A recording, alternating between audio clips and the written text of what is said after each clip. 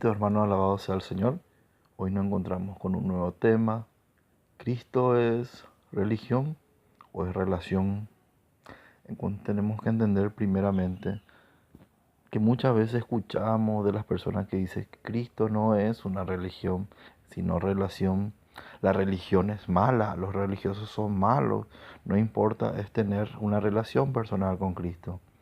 Y es cierto todo eso. Podemos encontrar la verdad a través de la Escritura.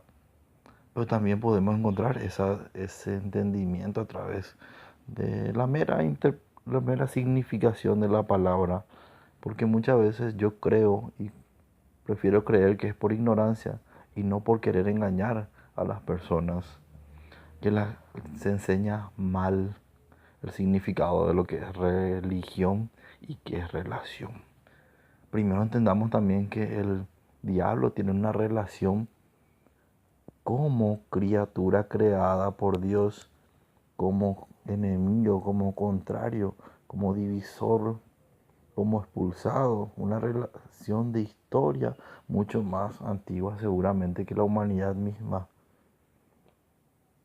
porque fue primero un ángel Lucifer y fue desterrado del cielo. Tuvo una relación mucho más cercana, pero lo que el diablo no tuvo fue una religión.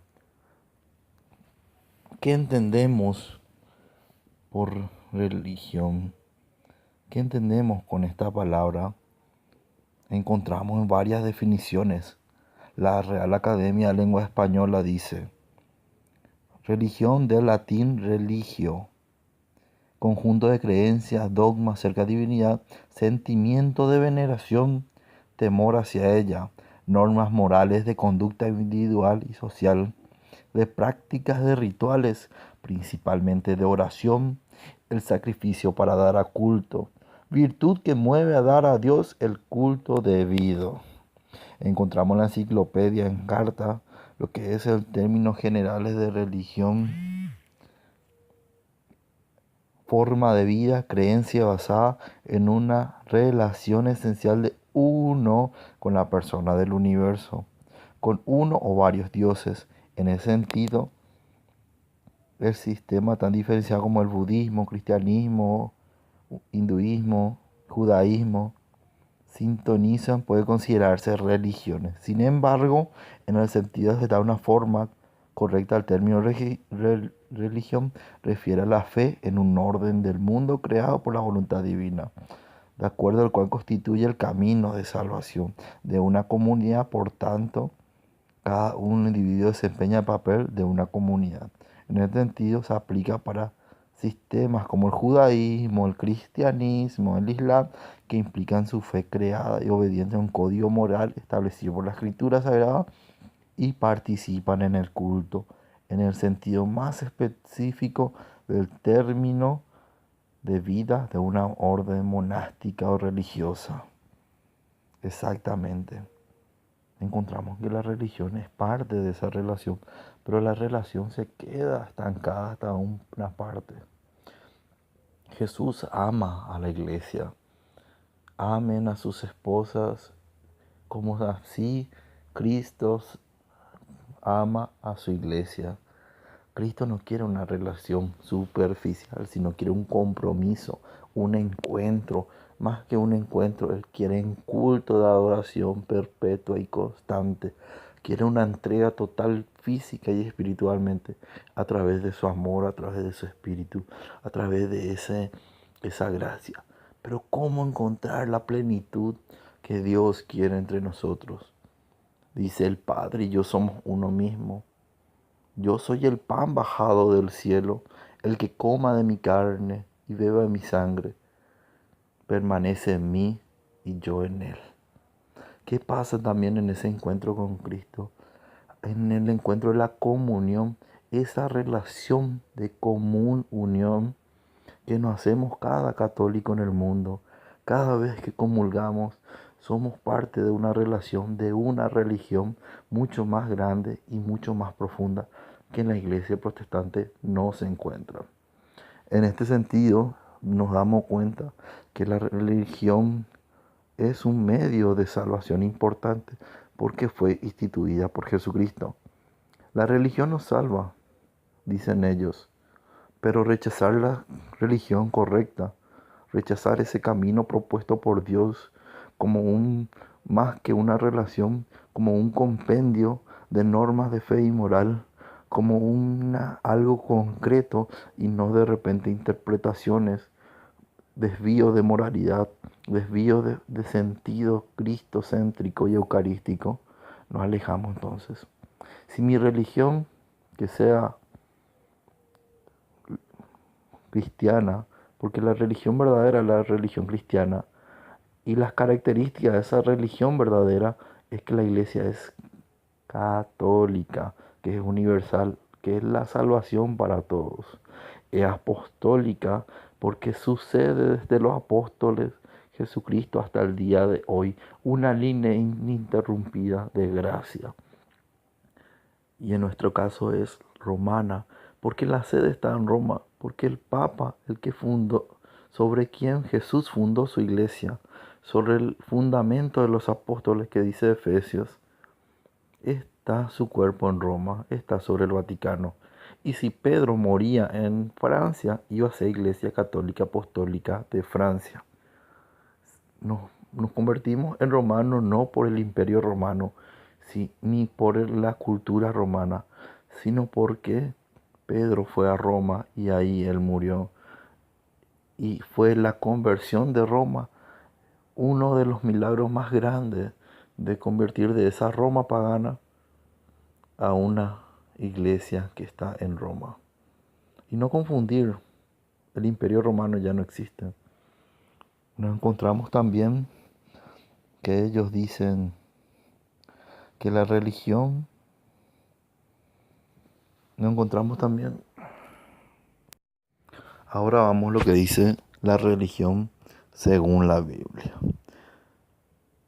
Algunas personas creen que Dios prohíbe todas las religiones, que Dios está en contra de la religión, pero encontramos al contrario, la palabra religión, religioso, religiosa aparece 7 veces y en ninguna de ellas se puede ver el significado relativo, sino al contrario.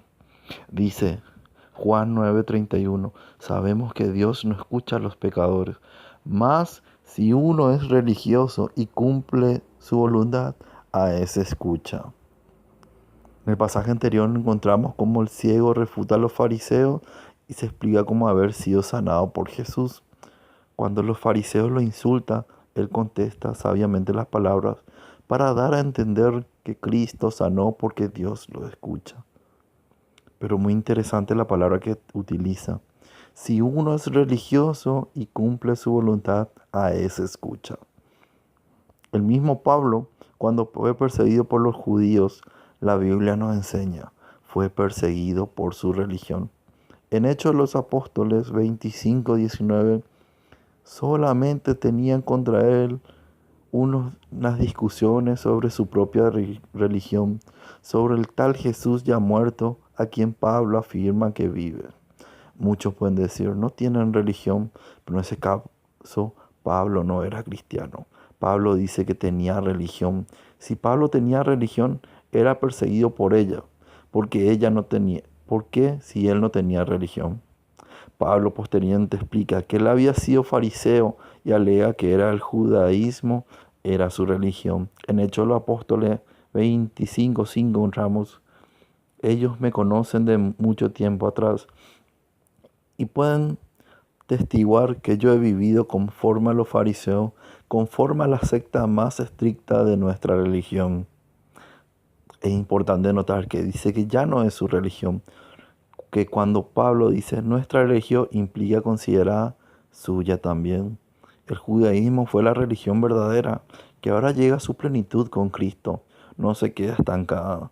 Pablo no cambia a Dios, sino que le da conocimiento en plenitud a través de la revelación de Jesucristo. Uno de los pasajes más contundentes menciona la palabra religión es el siguiente. Santiago 1:26-27. Si alguno se cree religioso, pero no pone freno a su lengua, sino que engaña a su propio corazón, su religión es vana. Ahora dice, la religión pura, intachable ante Dios, Padre está a visitar a los enfermos, a los huérfanos, a la viuda en su tribulación, conservar incondicionalmente del mundo. En este pasaje encontramos muy ilustrativo el tema que nos abarca. Este pasaje nos explica que hay que vivir según la religión y comienza diciendo: nuestra religión es vana si no ponemos freno a nuestra lengua. A continuación, describiendo la característica de religión verdadera, el pasaje no dice la religión es mala. El cristiano que no tiene religión, sino que hay una religión pura, intachable ante Dios, una religión cuya característica se vive desde el interior, no un mero cumplimiento de necesidades, mantener una vida limpia de pecado. El problema nunca ha sido la religión, los religiosos. El problema para muchos de nosotros ha sido vivir una religión exteriormente, pero desde el interior no tener una religión fundada en una fe viva, activa, como decía Santiago. Una fe sin obras es una fe muerta. Santiago 2:26. Por ser así como el cuerpo sin espíritu está muerto, así también la fe sin obras. También la religión como estructura, como organismo, nos ayuda a encontrar la plenitud y encontrar hablar una misma verdad, una misma creencia, una misma fe. ¿Qué pasa, por ejemplo? Encontramos en la iglesia protestantes, pongamos la evangélica, la pentecostal, cada pastor cree y tiene la autoridad de interpretar la Biblia. ¿Qué pasa? Uno dice: a los 8 años le puedo bautizar, cuando pueda hablar y reconocer que Cristo es su Salvador y bla, bla, bla. Otro dice: no, tiene que ser a los 12. Otro no, tiene que ser mayor de edad, tiene que cumplir 18.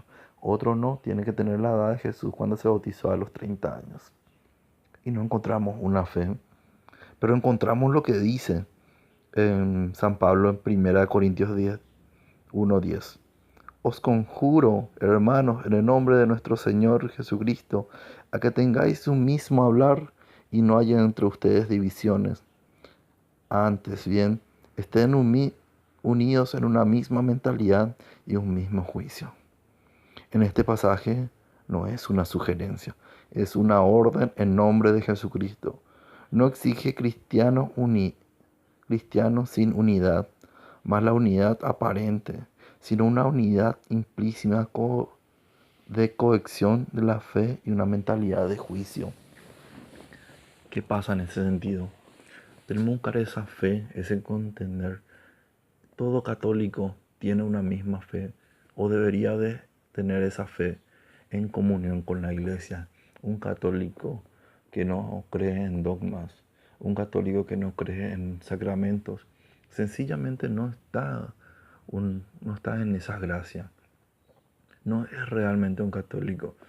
Un católico que dice ser católico, pero está en vicios, está apartado de Dios, está apartado de la Eucaristía, no está en comunión con la iglesia, no es verdaderamente un católico. Porque el católico debe de predicar con testimonio de vida. El mundo debería detenerse, el mundo debería de temblar, cada corazón debería arderse en el momento de la consagración de la Eucaristía. Cuando entendemos, cuando comprendemos que ese amor, esa unidad a través de la Eucaristía nos hace uno, parte de ese mismo cuerpo místico que es Jesucristo. Como Jesucristo es cabeza, la iglesia es su cuerpo y cada parte de ese cuerpo que se enferma todo el cuerpo siente cada vez que un hermano se aparta de la gracia de Dios y se queda con un sentir bonito por una relación superficial, ese cantar, ese gritar, ese desmayarse por el suelo, esa alegría de repente que es superficial pero que se acaba. A veces parece aburrido, pero en ese encuentro con Cristo no se trata de que me divierta. Yo no necesito un payaso en la misa. Yo necesito el cuerpo, sangre y divinidad de Jesucristo, porque el que come de su carne y bebe de su sangre tiene vida eterna. Ahí no habla Jesucristo de una relación sentimental, una relación de amor, sino se trata de una adoración. Y la adoración no se trata de sentimientos, se trata de una respuesta de vida, una respuesta de acción, una respuesta de obras. Porque como repetimos otra vez, como dice Santiago, si tengo fe y no tengo obras, ¿podrá mi fe salvarme? Dios no quiere solamente palabras bonitas. Dios no es un conjuro mágico. Que yo digo, Jesús es mi Salvador y yo automáticamente no tengo pecado, automáticamente me salvo. Y no importa mi vida qué tan desordenada sea, reconocí con mi boca que Dios es mi Salvador y eso es suficiente. Jesús en ninguna parte dice. Jesús no pide muchas cosas. Nos pide cumplir los mandamientos, nos pide acercarnos a los sacramentos, que son gracias santíficas. Nos pide también confesar nuestros pecados. Está en la carta de los Hechos de los Apóstoles. Nos pide también el bautismo, pero un bautismo no por mi capacidad, no porque yo entienda, sino por la gracia de Dios, porque el que no nace de nuevo no puede entrar al reino de los cielos. Y la salvación también es para tu hijo, también es para tu sobrino, también para tu nieto. La salvación es para todos, por eso la iglesia es católica. Dios no quiere que cada uno se mueva como quiere y crea lo que quiere, porque se le da la gana o siente bonito o no me agrada. Tenemos que buscar lo que Dios busca, no lo que Dios hizo.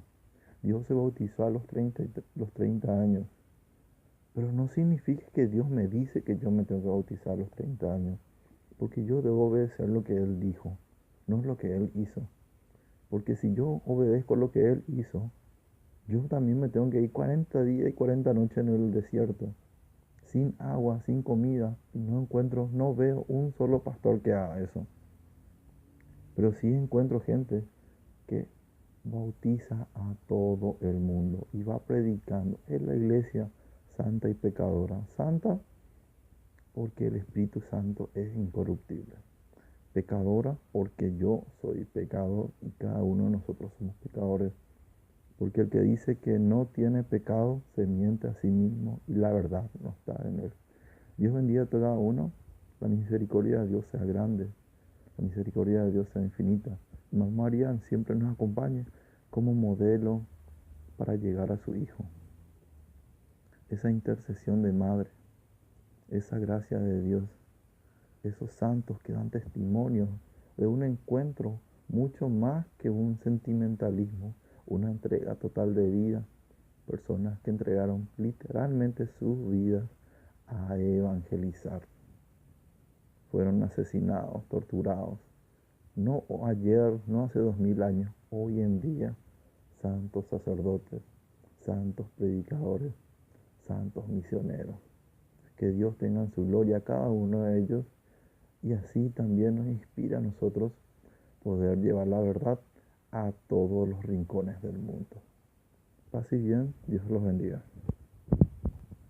¿Quién dicen los hombres que es el Hijo del Hombre? Unos dicen Juan el Bautista, y otros Elías, y otros Jeremías, o uno de los profetas. ¿Y vosotros quién decís que soy? Tú eres el Cristo, el Hijo del Dios viviente. Bendito eres, Simón, hijo de Jonás, porque no te lo reveló carne ni sangre, sino mi Padre, que está en los cielos.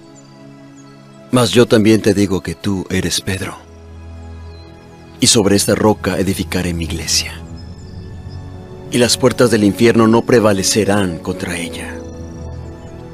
Y a ti te daré las llaves del reino de los cielos. Y todo aquello que tú ates en la tierra será atado en los cielos, y todo lo que desates en la tierra será desatado en